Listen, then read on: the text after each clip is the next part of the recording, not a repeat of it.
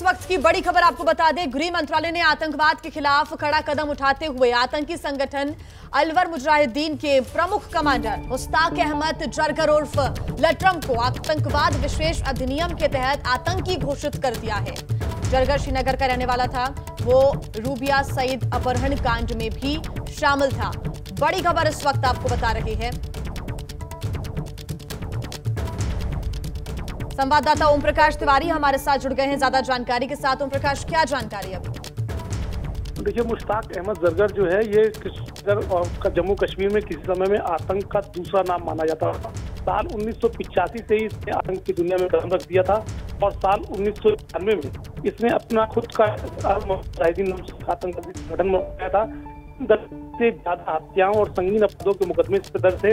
साल 1992 में गिरफ्तार कर लिया था, लेकिन 1999 में जो IC-104 की हाईजैकिंग हुई थी उसमें आतंकवादियों ने जिन आतंकवादियों को छोड़ने की डिमांड भारत सरकार से रखी थी उसमें जरगर का नाम भी शामिल था। लिहाजा भारत सरकार ने इसे भी रिहा कर दिया था और उसके बाद ये पाकिस्तान चला गया था। तब से पाकिस्तान में रहकर भारत विरोधी आतंकवादी गतिविधियों में लगातार शामिल रहा है। लिहाजा अब केंद्रीय गृह मंत्रालय ने आतंकवाद के खिलाफ कड़े कदम उठाते हुए जरगर को भी डेजिग्नेटेड आतंकवादी घोषित कर दिया है। यानी इस कानून के तहत इसकी संपत्ति देश विदेश जहां भी होगी उसको नेशनल इन्वेस्टिगेशन एजेंसी जब्त कर सकेगी। ध्यान रहे कि इसके पहले दाऊद इब्राहिम, हाफिज सईद और उसके तलहा सईद को भी इस अधिनियम के तहत डेजिग्नेटेड आतंकवादी घोषित किया गया है। जी ओम प्रकाश तिवारी, एक बात बताइए, जो पूरी कार्रवाई हुई है ये पूरे प्रोसेस का हिस्सा है? धीरे धीरे करके एक एक करके सारी कड़ियों को जोड़ा गया और अब ये कार्रवाई हुई है। इसके फायदे आगे आने वाले वक्त में कैसे दिखेंगे और इसको कैसे समझाएं आम लोगों के लिए कि इससे क्या फर्क पड़ेगा आतंकवाद पर और कितनी नकेल कसी जाएगी?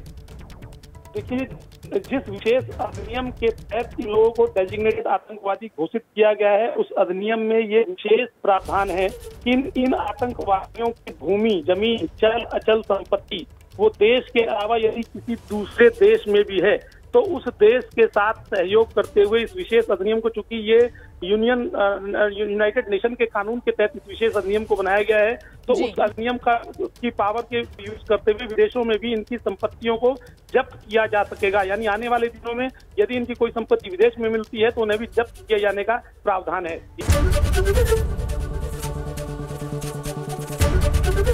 ABP न्यूज आपको रखे आगे।